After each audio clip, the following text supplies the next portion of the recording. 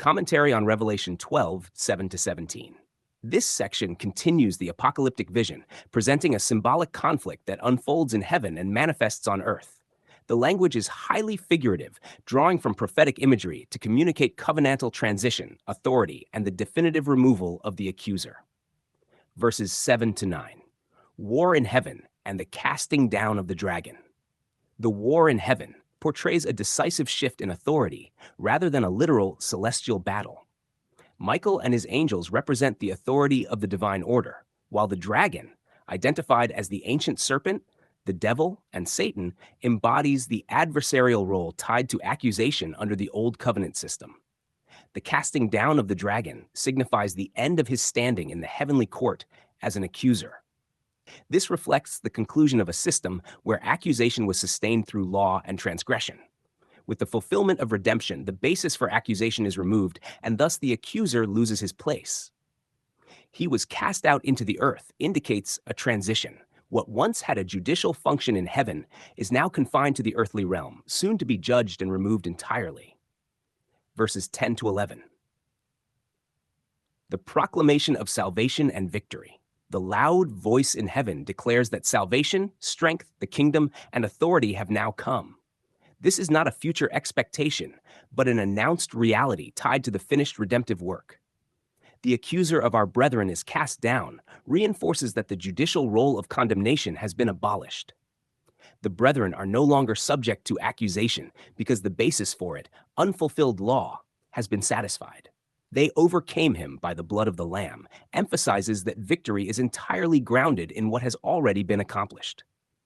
The word of their testimony is not a self-generated triumph, but the acknowledgement of that completed work. Their willingness to lay down their lives reflects identification with that reality rather than striving to attain it. Verse 12. Rejoicing in heaven. Woe to the earth! Heaven rejoices because the barrier of accusation has been removed. The dwelling in heaven signifies those established in this completed standing.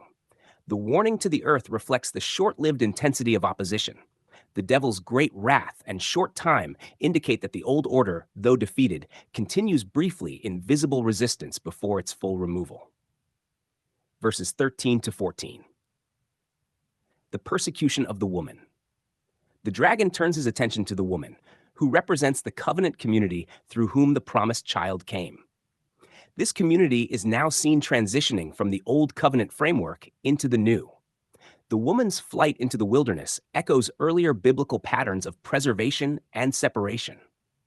The wilderness is not abandonment, but a place of divine provision during transition. The two wings of a great eagle symbolize swift and sovereign deliverance, reminiscent of language used for Israel's deliverance from Egypt. The time, times, and half a time reflects a limited, defined period, consistent with the closing phase of the Old Covenant age. Verses 15-16. The flood from the serpent.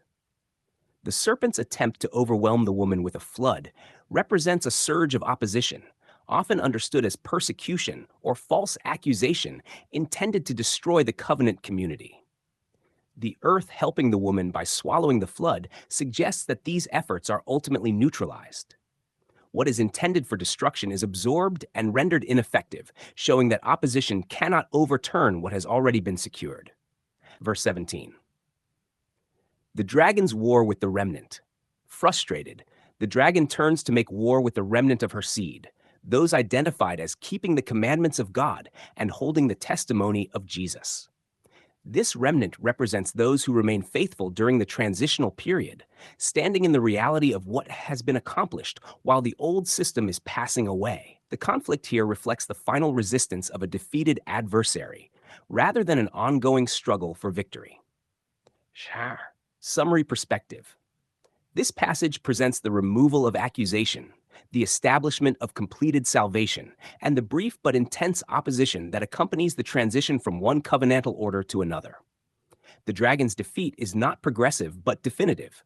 What follows is the outworking of that reality within a limited time frame, culminating in the full disappearance of the old system and the unchallenged establishment of the new.